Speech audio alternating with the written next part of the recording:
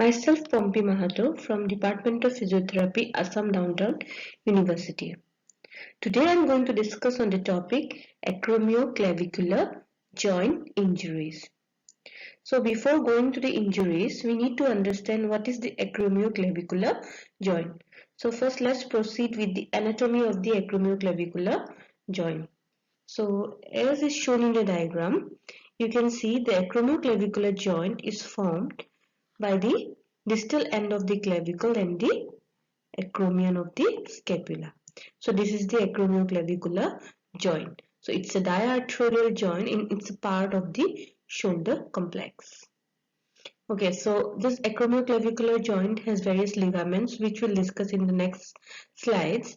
So what we need to understand now is this acromioclavicular joint is mainly a joint for stability. It does not provide much mobility to the shoulder complex. Okay, now let's discuss the ligaments of the acromioclavicular joint. There are three main ligaments of the acromioclavicular joint. So these ligaments strengthen the joint and they are mainly divided into intrinsic and extrinsic ligament. So as you see here in green, this is the intrinsic ligament which is known as acromioclavicular ligament. Okay, so this ligament passes from the acromion till the lateral end of the clavicle. Okay, and the main function of this ligament is to maintain the horizontal stability of the acromioclavicular joint. Then we have the extrinsic ligaments as depicted here in red and yellow. So these are the extrinsic ligaments which are also known as coracoclavicular ligament. So this coracoclavicular ligament are mainly two ligaments. So this in red is the conoid ligament, okay, and in yellow is the trapezoid ligament. So these two ligaments provide vertical stability to the acromioclavicular joint. Okay, so this is all about the ligaments of the acromioclavicular joint. Next, we need to understand a bit about the biomechanics of the acromioclavicular joint.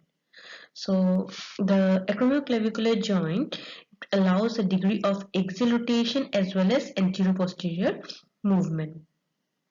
In regards to range of motion, it does not provide any active range of motion as no muscles are directly attached to the joint.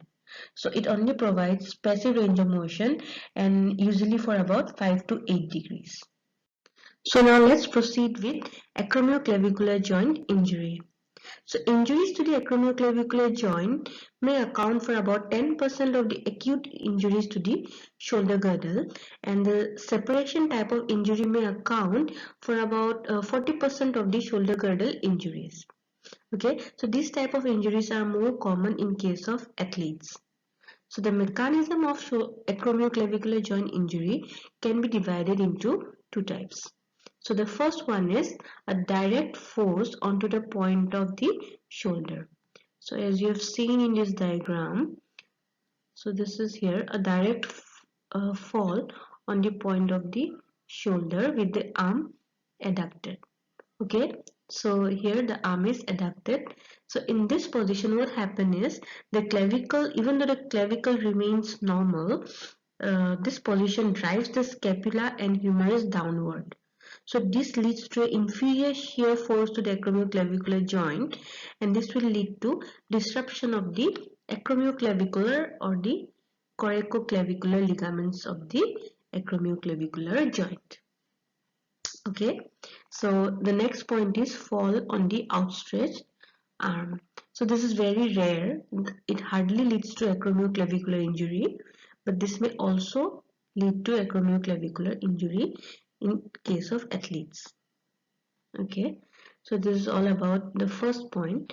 Next, let's discuss the second type of mechanism, which is the indirect force to the acromioclavicular joint. So this mainly common is fall on the elbow. You've seen here the fall on the elbow. Okay, so what happened in this is due to fall on the elbow, so the force is transferred to the acromioclavicular joint. Okay, this is very common in case of hockey players or rugby players, and rarely it may be seen in case of football players or cycling, and also in case of motor vehicular accidents. So this is all about the mechanism of acromioclavicular joint injury. Let's check out the clinical features in case of acromioclavicular joint injury. The first thing is we'll find tenderness over the acromioclavicular joint. Next, there will be localized swelling in the acromioclavicular joint. There will be history of direct blow to the point of the shoulder, which we have already discussed in mechanism of injury. Next, there will be increase in prominence of distal clavicle, tenderness over the coracoclavicular ligament, which is more seen in case of severe injuries.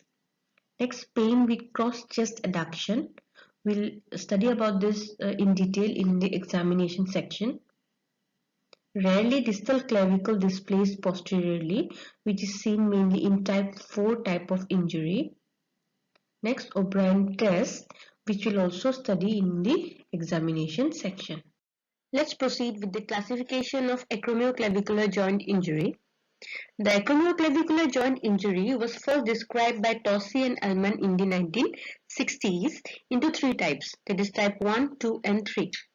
Gradually modification has been done, and finally Rockwood gave in 1996 Rockwood and et al. Gave three more types, that is type 1, type 2, type 3 and then 4, 5 and 6. So this classification is mainly done on the basis of the degree of displacement of the distal clavicle, the amount of ligamentous damage, and the integrity of the fascia of the overlying musculature. So based on these factors, the acromioclavicular joint injuries are divided into 6 types. Now let's proceed type 1 injury. So type 1 injury is a mild type of injury where there is a mild sprain of the acromioclavicular ligament. So there is no disruption of the acromioclavicular or coracoclavicular ligament. There is minimal to moderate tenderness to palpation without deformity. So in this type of injury, there will be no findings in the X-ray. The X-ray will be normal. Only mild tenderness will be present. Type 2 acromioclavicular joint injury. So here I have shown a diagram for type 2 injury. So let's see the points one by one now. The first point is disruption of the acromioclavicular ligament. So as you see here, this is the acromioclavicular ligament. So this ligament has been disrupted, and as you can see, the next point, which is AC joint space, is wider. So because of disruption of this ligament, the AC joint space has become wider. So this is the second point. Next point is sprained but intact coracoclavicular ligament with coracoclavicular space essentially the same as the normal shoulder on radiograph. So as you can see here, there is a partial tear in the coracoclavicular ligament, however it's intact, right? So you can see here it's intact, only a partial tear is there in the coracoclavicular ligament. Okay, and in case of type 1 injury, there was mild pain, right? So in this type 2, there will be moderate to severe pain in palpation and minimal to moderate pain with active shoulder range of motion. Next, we'll proceed with type 3 AC joint injury. So here's the diagram for type 3 AC joint injury. Again, let's proceed one by one.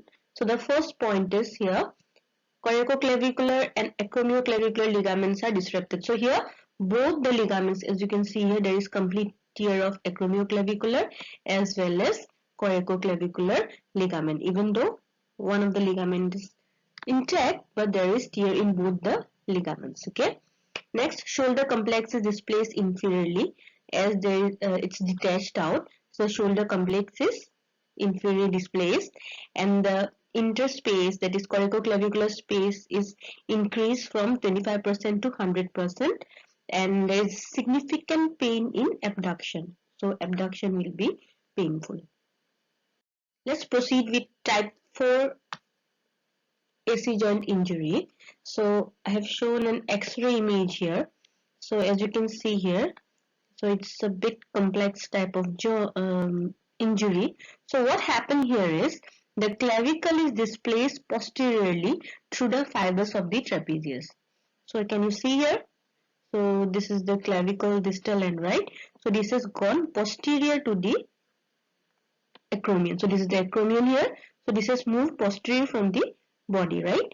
And then the AC ligament and coracoclavicular ligament are disrupted. So both the ligaments are disrupted here, and deltoid and trapezius muscles are detached from the distal clavicle. So since it moved posteriorly, the muscles are detached, and there will be significant pain in shoulder motion. So all the shoulder motions will be painful in case of type 4 AC joint injury.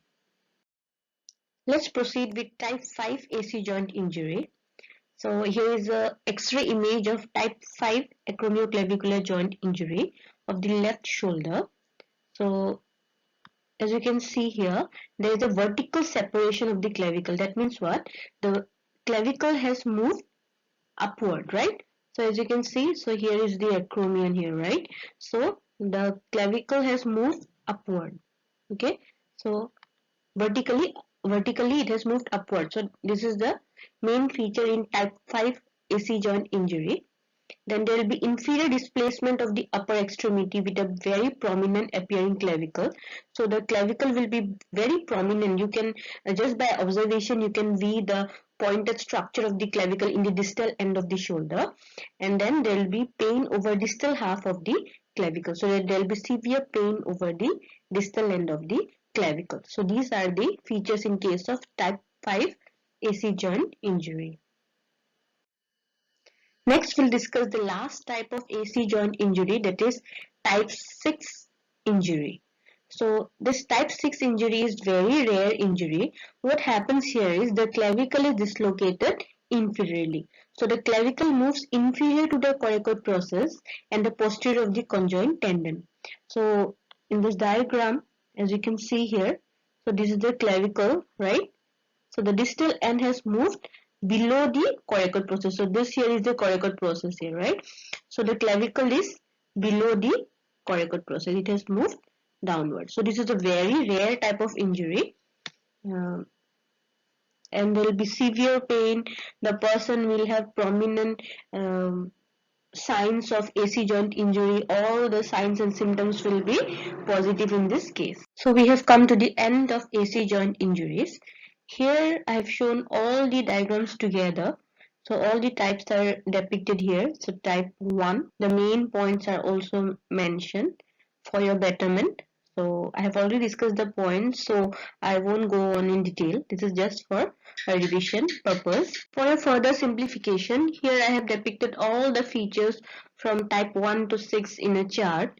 So here the first feature is AC ligament, that is acromioclavicular ligament. So as you can see, only in type 1 there is a sprain. Other than that, in all types the acromioclavicular ligament is torn. Next, in coracoclavicular ligament, in type 1 it's normal, in type 2 it's sprain, but from type 3 these are torn. Next, examination.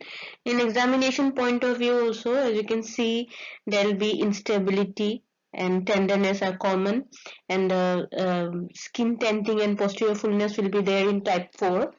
Then shoulder drooping will be there in type 5. Some extra features I'm mentioning here. And in type 6 there may be paresthesia. So these are the examination that needs to be done for each type. Then radiographic features also I have already discussed, but you can go through the radiographic features again. So in radiographs also the only type 1 will be normal. Then some features will be visible in each type from 2 to 6. Next, reducibility means whether we can go for conservative management, whether it is reducible or not, or we need to go for surgery. So as you can see here, reducibility is not required in type 1. With proper use of sling and proper rest, it can be corrected. But in case of type 2 and 3, these are reducible. However, type 4, 5 and 6, we need to go for surgery. So that's it in the treatment option I have mentioned. So type 1 and 2, we need to go for sling. However, in type 3, I have mentioned it as controversial. As you can see here, It's mentioned as controversial. Why? Because there are different studies in this topic. According to some studies, we should go for conservative management, and according to other studies, we should go for surgical management. A proper result depicting the actual improvement is not been produced yet. So that's why I mentioned it as controversial. So we can go for both the type of management depending on the severity of the injury. And next, type 4, 5 and 6, we have to go for surgery. So this is the end of today's topic. I hope you have got the clear idea about acromioclavicular joint injury. Everyone, I hope you will join me in the other sections of this topic. Thank you one and all.